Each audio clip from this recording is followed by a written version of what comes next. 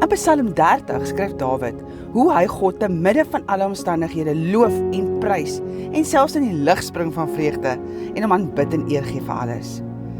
Maak nie saak in watter omstandighede jy jouself bevind nie. As kind van God staan jy altyd in dankbaarheid, want God bly in beheer en hy is die rede hoekom jy wil dans en sing en in die lig wil opspring elke dag. Dis natuurlik baie maklik om gelukkig te lyk as alles goed gaan en jy het niks om bekommerd te wees nie. Maar die uitdaging vir my en vir jou is, as favorite ones of God, is om steeds gelukkig te wees as dinge nie so goed gaan nie. Amen. Al het jy baie dinge wat jou bekommer.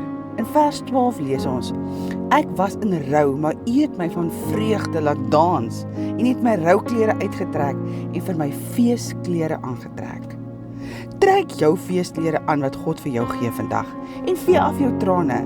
Jou merk van die bruid word gesien deur ander mense om jou en die vreugde hoe jy die lewe ervaar en daarop reageer.